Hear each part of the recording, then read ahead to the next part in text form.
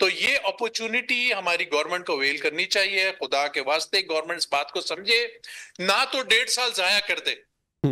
ये तो दिनों के फैसले हैं, दिनों के फैसले।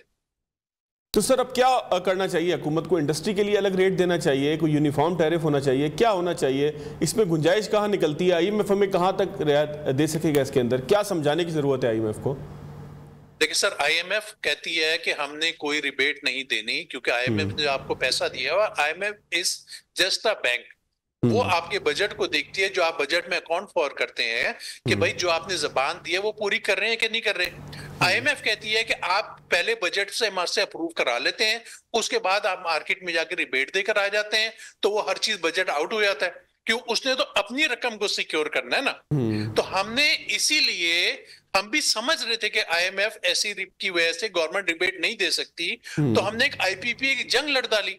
वो जंग लड़ने के बाद जब आपने फैसले कर दिए, जब वो जंग लड़ने के बाद गवर्नमेंट ने खुद अनाउंस किया, गवर्नमेंट ने सेलिब्रेट किया पिछले महीने कि हमने सारे कॉन्ट्रैक्ट रिवाइज कर लिए हैं, तो वो 1.1 ट्रिलियन रुपए का जो फर्क पड़ा है, जो रिड्यूस हुई कॉस्ट, वो इंडस्ट्री को आगे इनको फॉरवर्ड करनी चाहिए, जिसमें आपकी कैलकुलेशन से 26 रुपए का यूनिट हो जाता है। 120 करोड़ यूनिट पाकिस्तान में बनते हैं। मैं इंडस्ट्री नहीं बात कर रहा, मैं पूरे पाकिस्तान की बात कर रहा हूँ। 120 करोड़ यूनिट अगर आपके मुल्क में बनते हैं और 1.1 ट्रिलियन आप सेव कर लो, आप यूनिट की कॉस्ट निकालो, आपकी 26 रुपए बन जाएगी। अराउंड 26, 1.5 रुपए ऊपर नीचे हो सकती है। तो हम ये बार बार जो बात करते हैं उस पे मुझे समझ नहीं आती कि इम्प्लीमेंटेशन नहीं होती, या एक जायज बात को गवर्नमेंट को समझाने में अगर 1.5 साल लग जाएंगे, तो ऐसे तो इकोनॉमी नहीं चलती ना। ये तो दिनों के फैसले हैं, दिनों में फैसले करने हैं। अगर हम गलत बोल रहे हैं तो हो सकता है आप किसी और एक्सपर्ट को लेकर आ जाएं जो मुल्क के साथ लॉयल हो और सही बात कर ले। अब आप बैंक इंटरेस्ट के ऊपर 1 मिनट के लिए मेरे साथ जी जी, मैं वही आपसे सवाल पूछना चाहता सर, महंगाई को कैसे कंट्रोल करेंगे अगर आप कहते हैं शरह सूद इतनी कम हो जाए? जी सर, देखिए मैं आपको समझाता हूं। पहले तो गवर्नमेंट सबसे बड़ी, पाकिस्तान में सबसे बड़ी बोरर जो है वो गवर्नमेंट पाकिस्तान खुद है। 76 ट्रिलियन रुपीस की गवर्नमेंट ऑफ पाकिस्तान की अपनी बोरोइंग है।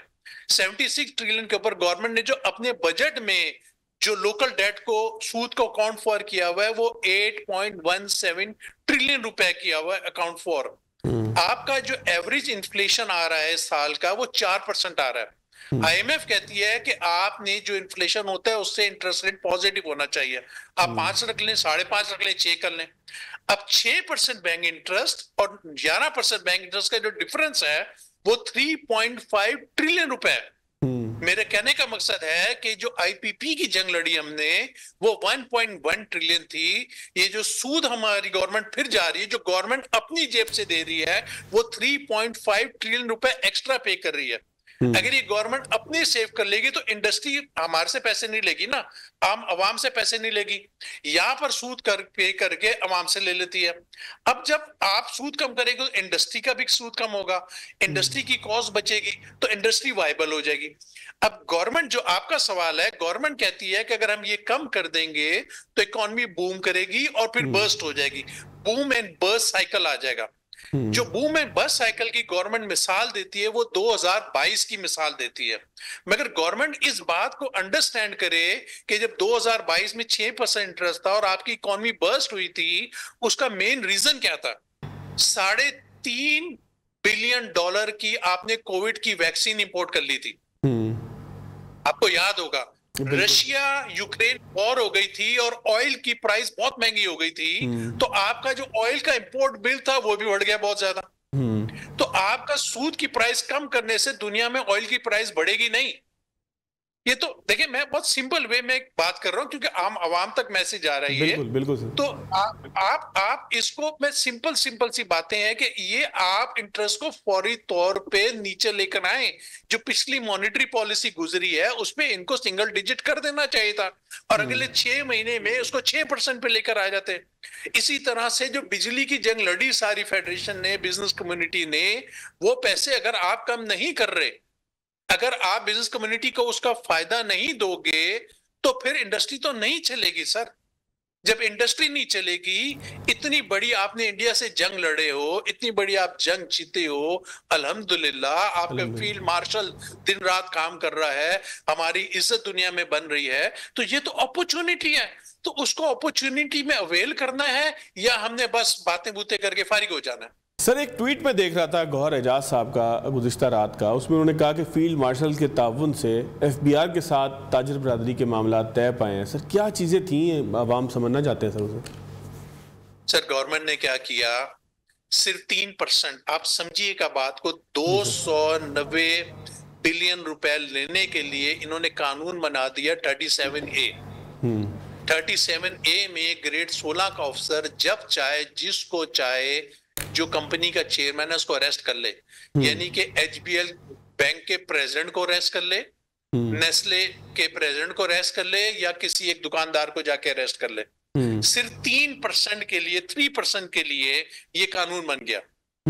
अब अगर आप बिजनेस कम्युनिटी को डराएंगे, अगर आप हैरेसमेंट क्रिएट करेंगे, तो बिजनेस कम्युनिटी कैसे काम करेगी? देखिए, बिजनेस कम्युनिटी एक डरपोक परिंदा होता है जो इन्वेस्टर होता है। अगर उसको लगेगा कि इस दरख्त पे बिजली गिरने वाली है या इस दरख्त पे कुछ हो रहा है, तो उड़ के कहीं और चला जाएगा। अब लोग कहते हैं कि लोग पाकिस्तान छोड़ के दुबई जा रहे हैं, तो भाई क्या करे यार, यहाँ पर अगर कारोबार ही नहीं चलने दोगे आप लोग, ऊपर से आप जो इज्जत रह गई, आप बोलोगे हम जब चाहेंगे अरेस्ट कर लेंगे, तो फिर तो यही होगा ना।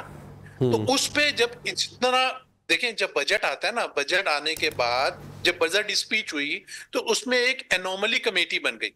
एनोमली कमेटी में बिजनेसमैनों ने जो हमारी बनी, फौरी तौर पे गवर्नमेंट को बताया कि ये गलती है, इसको ठीक कर ले। उसके बाद एक नई सुनी गई बिजनेस कम्युनिटी की, और जाके बजट अप्रूव कर दिया गया। अब जब बजट अप्रूव हो गया, तो फिर तो नाराजगी जोबन पे आ गई और लोग बहुत ज्यादा नाराज हो गए। उस नाराजगी के बाद फील्ड मार्शल साहब ने, हारून अख्तर साहब को मैं क्रेडिट देता हूं, जिन्होंने बहुत मेहनत की बिजनेस कम्युनिटी के साथ मिलकर, उन्होंने जान मारी, बट फैसला हो ही नहीं रहा था।